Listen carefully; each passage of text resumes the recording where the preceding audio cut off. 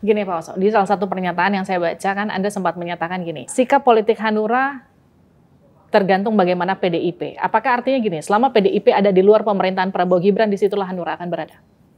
Sikap politik dalam memilih presiden itu memang Hanura dengan bergabung dengan PDIP. Tapi kita bukan koalisi.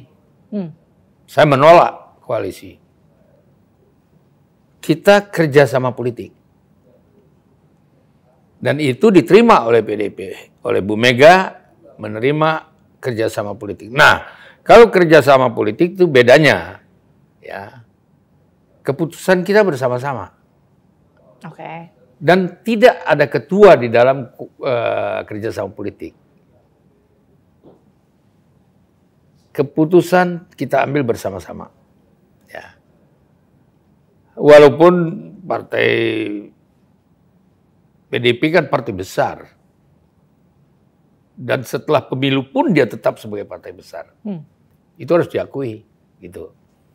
Tapi kita bukan anak buahnya dari sebuah partai yang lain.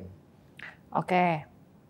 Sehingga kita bisa memberikan masukan secara jujur dan secara kualitas yang harus dapat diterima juga. Kemungkinan-kemungkinan bisa dipertimbangkan. Artinya Pak Oso mau katakan gini, kalau kerjasama politik itu kita sama tinggi. Sama tinggi dan sama kesempatan untuk memberikan masukan. Dan itu tidak adakah di Koalisi Indonesia Maju? Saya nggak tahu. Oke. Saya kan nggak ngurus Indonesia Maju. Ya kan? Enggak.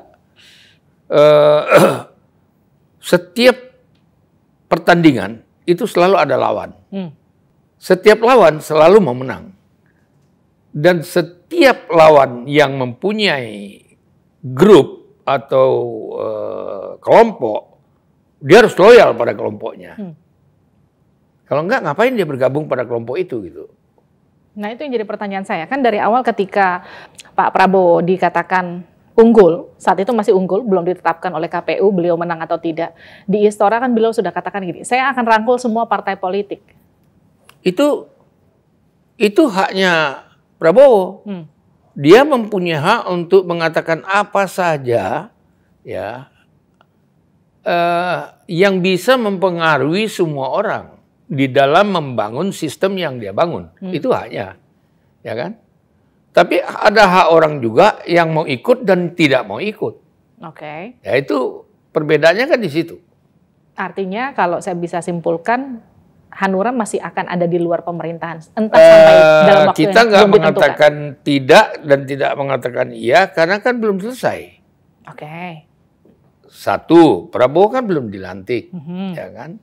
Nah dalam waktu yang belum dilantik ini, setiap orang kan memikirkan sesuatu yang bagaimana bisa berkomunikasi, bisa kalau dia mau melakukan satu persamaan pendapat di dalam yang selama ini berbeda pendapat. Jadi bangsa Indonesia ini harus cerdas. Harus cerdas, harus berpihak kepada bangsa, dan harus menjalankan konstitusi secara konstitusional.